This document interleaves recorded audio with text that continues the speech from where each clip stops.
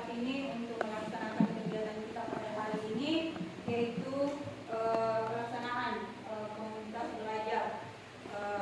Dan tak lupa pula kita kirimkan salawat dan salam kepada junjungan kita Nabi besar Muhammad SAW yang telah membawa kita dari alam kegelapan menuju ke alam yang terang. Bapak Ibu sekalian, marilah kita bersama-sama sebelum memulai acara ini, marilah kita bersama-sama mengucapkan Bismillahirrahmanirrahim. Bismillahirrahmanirrahim. Baik, Bapak Ibu sekalian, adapun kegiatan kombel kita pada hari ini ada dua pemateri yang akan membawakan materi pada hari ini, yaitu Ibu Hikmat Triani dan Bapak Haidar Waryanto. Untuk materi pertama akan dibawakan oleh Bapak Haidar Waryanto, di mana beliau akan membawakan materi mengenai diseminasi School Leadership Workshop Batch 9 dan 17. Kepada Bapak Haidar Waryanto dipersilakan dengan hormat. Ya, baik. Bismillahirrahmanirrahim. Assalamualaikum warahmatullahi wabarakatuh. Terima kasih atas waktu yang diberikan kepada saya. Pada kesempatan ini saya akan bawakan tentang kegiatan yang sudah saya lakukan, yaitu kegiatan diseminasi School Leadership Workshop batch 9 dan 17. Jadi kegiatan ini berlangsung dari bulan Juli sampai bulan Agustus selama 14 hari lah. Kegiatan ini yang saya bawakan di sini ada beberapa materi saja karena kegiatannya panjang sekali. Hanya saya membawakan materi tentang biduceng atau biasa disebut dengan pemimpin perubahan. Ya, sebelum kita masuk ke materi, kita ice breaking dulu. Mari kita sejenak menghentikan semua aktivitas kita, duduk dengan nyaman, rileks, tangan di atas pahanya, kemudian pejamkan mata, duduk, tarik napas dalam, rasakan udara segar masuk ke hidung. Kemudian hembuskan. Sambil tetap bernapas secara sadar, amati apa yang sedang Anda rasakan pada tubuh Anda dan amati perubahan yang terjadi pada tubuh Anda. Ketika menarik napas dan membuang napas, tenangkan pikiran, berikan waktu pada diri Anda untuk menerima apa yang telah terjadi. Jika merasa sudah siap, sekarang buka mata Anda perlahan. Sekarang sudah merasa lebih tenang dan lebih positif. Senyumlah pada diri Anda sendiri. Mari kita lanjutkan kembali dengan perasaan bahagia. Oke, sudah bahagia semuanya? Bahagia dong. Baik. Ini sudah bahagia ya? Baik. Nah, sekarang saya ingin mendeseminasikan kegiatan saya. Apa itu SLW? SLW itu School Leadership Workshop. Jadi sebuah program pelatihan yang dirancang oleh Kementerian Pendidikan yang kerjasama dengan Universitas Institute Education NIE Singapura. Ini untuk meningkatkan kapasitas kepemimpinan di sekolah. Program ini bertujuan untuk meningkatkan kepemimpinan kepala sekolah, guru, pemimpin pendidikan lainnya di Indonesia. Fokus utamanya itu memperkuat kemampuan mereka dalam memimpin, mengelola sekolah secara efektif untuk mencapai standar pendidikan yang lebih tinggi. Nah, ini siapakah yang bisa menjadi peserta SLW? Jadi di sini pesertanya adalah harus guru penggerak. Kalau ibu-ibu mau ini harus mengikuti guru penggerak dulu. Jadi dari angkatan 1 sampai 9 ini jumlah keseluruhan guru penggerak itu 93.459. Nah, ini diseleksi lagi untuk mengikuti kegiatan ini. Sudah masuk ke run 1 sampai run 9 sekarang. Jadi mereka nanti sampai run 20. Jadi sudah ada 400 guru yang mengikuti kegiatan ini di Jakarta. Nah, sudah ada 50 orang yang lolos ke Singapura, belajar di Singapura, magang di sana selama 3 bulan. Jadi nanti program yang saya ikuti ini nanti setelah 1 tahun ke depan nanti mereka dari kementerian akan datang ke sekolah untuk melihat program yang saya ajukan ke kementerian. Setelah mereka lihat progresnya, saya 400 orang ini lagi diseleksi lagi untuk mengikuti masuk kuota 50 orang untuk magang di Singapura. Jadi seperti itu programnya. Nah, ini rangkaian kegiatannya. Ya, rangkaian kegiatannya seperti ini. Yang kemarin pre-SLW-nya di Bekasi selama 4 hari dari bulan Juli. Selanjutnya kegiatan SLW-nya selama 10 hari dari tanggal berapa kemarin itu? 1 sampai 10. Kemudian nanti ini kegiatan pasca SLW-nya ada 2 kegiatan. Yang pertama kegiatan diseminasi dan kegiatan program yang saya ajukan di kementerian. Itu nanti dilihat nanti progresnya 1 tahun ke depan. Mereka akan datang ke sekolah yang peserta SLW ini. Setelah dilakukan peninjauan, kemudian nanti diseleksi lagi, kuotanya hanya 50 orang saja nanti yang magang ke Singapura. Ini narasumber dari Kemendikbud. Nah, ini penulis modul guru penggerak. Penulis modulnya ini. Ini penulis modul semua ini. Jadi modul 1 sampai modul 10 mereka semua ini. Nah, kemudian ini pematerinya dari NIE Singapura. Jadi kalau di Makassar itu WNM-nya. Jadi kenapa pendidikan di Singapura itu bagus? Karena mereka ada NIE yang menjadi penjamin pendidikannya di sana. Jadi semua seleksi guru, kemudian guru penggeraknya, semua melalui NIE. Ya, NIE. National Institute Education of Singapore. Ini ya. Nah, ini pematerinya. Jadi ini Mr. David Lee, dia membawakan leading change, kemudian Mr. Vincent leading resilience, kemudian Mr. Dinita leading strategi, kepemimpinan strategi, dan Mrs. Lin King Group. Ini dia membawakan materi tentang kepemimpinan inovasi, leading innovation. Nah, ini kegiatan kami waktu di Bekasi. Kegiatan ini bertujuan untuk mempersiapkan kita untuk mengikuti materi SLW dan program-program yang kita ajukan ke kementerian, program apa saja. Jadi semua dipersiapkan. Nah, ini materinya seperti tadi yang difoto tadi. Nah, mengapa harus berubah? Jadi di Singapura juga sama seperti kita mengalami hal seperti itu, terutama pada saat masa COVID, ya. Jadi di sini adaptasi terhadap lingkungan yang berubah. Di sana juga seperti itu di Singapura. Malah mereka sumber daya alamnya tidak ada. Kita sumber daya alam kita melimpah. Mereka fokusnya ke sumber daya manusia. Fokus mereka sumber daya manusia. Dunia di sekitar kita selalu berubah. Teknologi berkembang, kebutuhan konsumen bergeser. Nah, pasar menjadi lebih kompetitif, mengalami perubahan. Jadi memungkinkan individu atau organisasi untuk beradaptasi dengan kondisi baru. Nah, memastikan mereka untuk bisa bersaing. Yang dulunya orang berjualan tanpa online, nah sekarang sudah berubah. Pasar, kalau kita pergi ke pasar Butung atau kita pergi ke MPC itu sudah sunyi dia, karena orang sudah lebih familiar dengan belanja lewat online. Di pasar-pasar itu sudah sepi, terutama pasar grosir, pasar-pasar elektronik itu semakin ditinggalkan. Nah, ini contohnya ini harus kita menyesuaikan, mengadopsi perubahan itu sehingga berhasil mempertahankan basis pelanggannya. Nah, demikian juga di pendidikan. Sekarang kita lihat pendidikan kita tingkat SMP itu siswa banyak dimasukkan ke pesantren. Nah, siswa sekolah negeri itu ditinggalkan. Nah, itu yang harus kita pelajari. Kenapa banyak siswa dimasukkan di pesantren? Karena orang tua inginkan pendidikan agamanya lebih, sedangkan di negeri kan pendidikan agamanya kurang. Itu yang harus kita menjawab tantangannya. Kemudian yang kedua, memfasilitasi pertumbuhan dan inovasi. Nah, perubahan ini seringkali memicu adanya inovasi. Kita harus kreatif untuk menciptakan inovasi.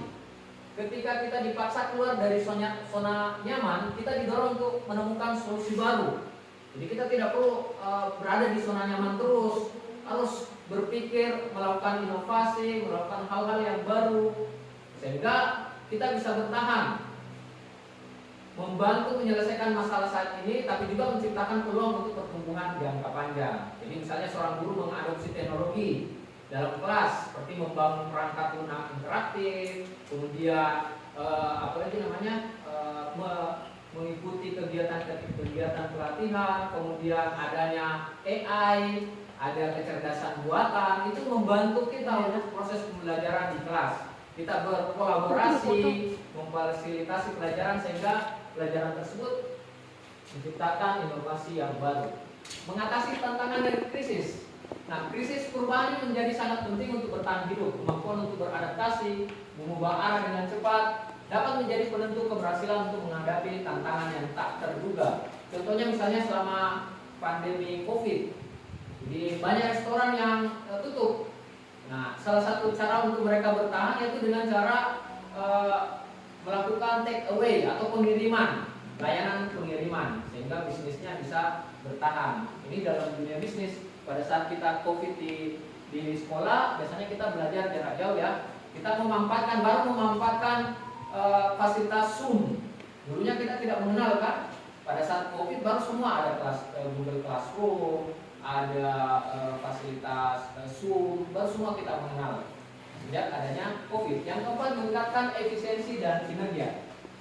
Efisiensi kinerja di sini adalah perubahan sering membawa metode baru yang lebih efisien dalam melakukan sesuatu. Nah, dengan mengevaluasi, memperbarui proses yang ada, individu organisasi ini meningkatkan kinerja. Contohnya misalnya pabrik manufaktur. Ini biasanya dia melakukan sebuah produksi dengan memanfaatkan misalnya dengan menggunakan artificial intelligence, sehingga pekerjaannya menjadi efisiensi, ya, kinerjanya menjadi lebih cepat. Yang semula menggunakan manusia, nah sekarang menggunakan robot atau menggunakan artificial intelligence atau AI. Ya. Nah, materi yang saya bawakan di sini ada 3, tapi kalau ketiganya dibawakan ini bisa sampai lama, ini bisa 3 hari dibawakan ini. Jadi saya cuma bawakan saja yang adopsi saja. Kita mengadopsi. Karena di sini ada 3 fase. Fase adopsi, fase implementasi, dan fase institusional.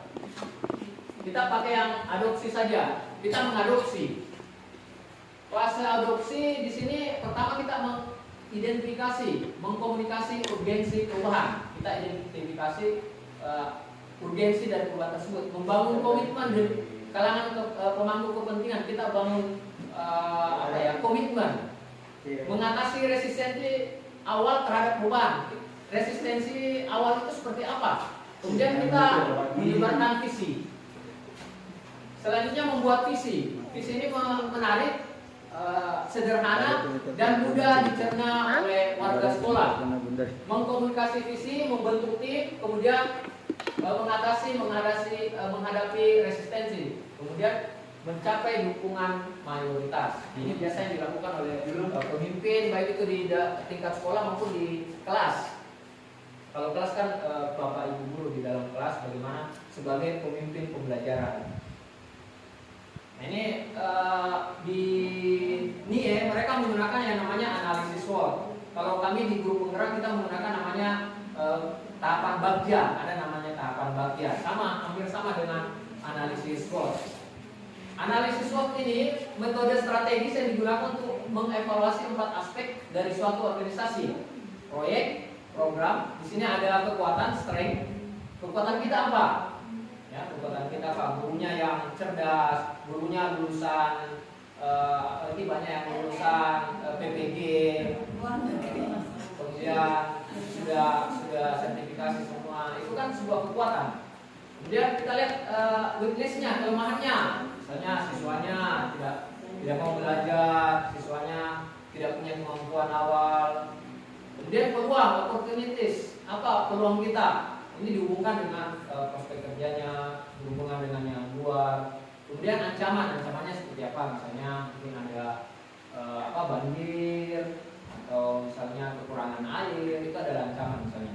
Jadi untuk membantu organisasi, individu mengidentifikasi faktor internal dan eksternal yang mempengaruhi keberhasilan mereka sehingga kita dapat menentukan strategi yang efektif. Ini contoh analisis SWOT. Yang pertama adalah kekuatan, faktor internal yang memberikan keunggulan kompetitif, misalnya sumber daya, keterampilan, dan keahlian unik. Weakness, kelemahan, faktor internal yang bisa menghambat pencapaian tujuan. seperti keterbatasan sumber daya, kurangnya keahlian atau masalah personal. Peluang di sini faktor eksternal yang bisa dimanfaatkan untuk keuntungan, seperti tren pasar yang menguntungkan, perubahan kebijakan atau teknologi baru. Ancaman faktor eksternal yang bisa menghambat atau merusak pencapaian tujuan, misalnya persaingan ketat, perubahan regulasi, atau kondisi ekonomi yang tidak stabil.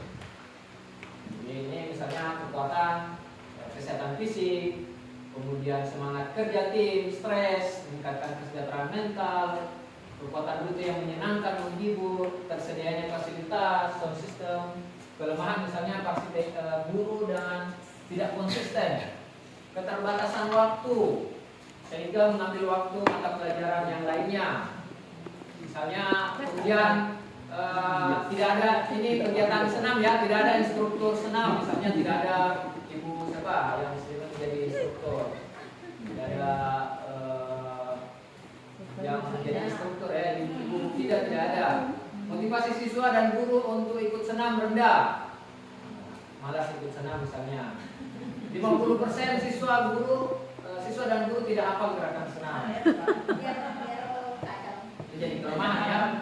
Peluangnya ya kita kerjasama dengan orang tua, mungkin budaya hidup sehat, kemudian misalnya mungkin orang tua nanti bawa bikin bubur, kemudian dibawa ke sekolah makan bersama.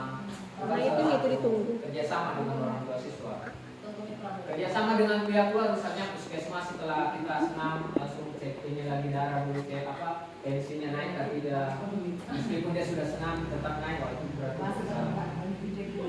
Kemudian program ini menjadi salah satu kegiatan unggulan sekolah, mempromosikan citra positif sekolah. Misalnya ditampilkan senam di media sosial. Saya sering lihat itu ada yang tampilkan di Facebooknya, ada yang senam-senam, ada yang ya. Kemudian ancaman di sini pergantian guru atau instrukturnya misalnya sakit atau tidak berhalangan, berarti tidak ada yang menggantikan. Cuaca buruk atau hujan, instrukturnya berhalangan hadir karena sakit dan lain sebagainya. Ini contoh program ya. Dilihat dari peluang. Ini tadi sama peluangnya kerjasama dengan orang tua, kemudian pihak luar, puskesmas dan lain sebagainya. Nah, selain program tersebut kita masukkan dalam bentuk analisis SWOT, ada teori dorongan Hoods. Hoods ini diibaratkan anak gajah didorong untuk bisa berjalan, sehingga dia bisa berjalan. Contoh pagi kita mulai dengan hari dengan saling sapa dan senyum. Terima kasih. Assalamualaikum warahmatullahi wabarakatuh.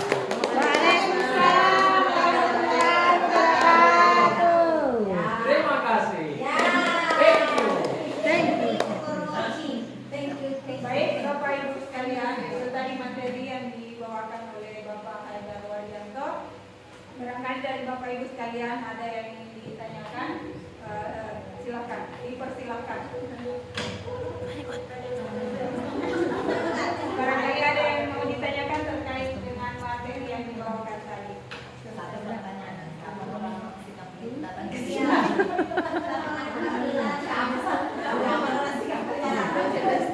Kalau orang Singapurnya tidak akan datang, yang datang nanti dari Kementerian Pendidikan. Mereka akan melihat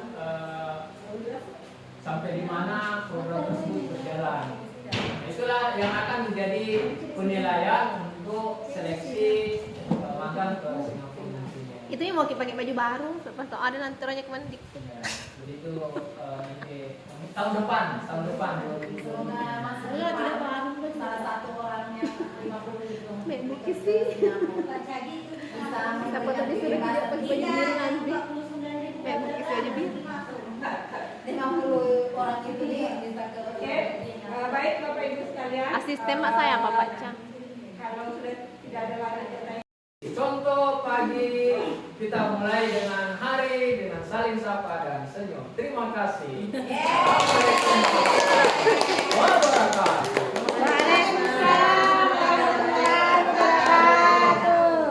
Terima kasih. Thank you. Baik Bapak Ibu sekalian, itu tadi materi yang dibawakan oleh Bapak Haidar Wardianto. Barangkali dari Bapak Ibu sekalian ada yang ingin ditanyakan, Silakan, dipersilakan. Barangkali ada yang mau ditanyakan terkait dengan materi yang dibawakan tadi. Satu pertanyaan, apa orang sikap datang ke sini?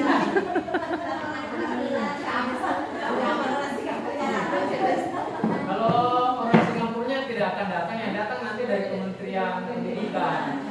Jadi mereka akan melihat sampai di mana program tersebut berjalan. Nah, itulah yang akan menjadi penilaian untuk seleksi magang ke Singapura nantinya. Itu yang mau pakai baju baru, pas tau ada nanti orangnya kemana Ya, jadi itu nanti tahun depan 2020. Semoga Mas Lula tidak baru salah satu orangnya 50 itu. Bukis sih. Bisa Siapa tadi suruh dia pakai baju biru nanti. Bukis aja biru. 50 orang itu nih bisa ke Oke, baik Bapak Ibu sekalian. Asisten mak saya Bapak Cang. Kalau sudah tidak ada lagi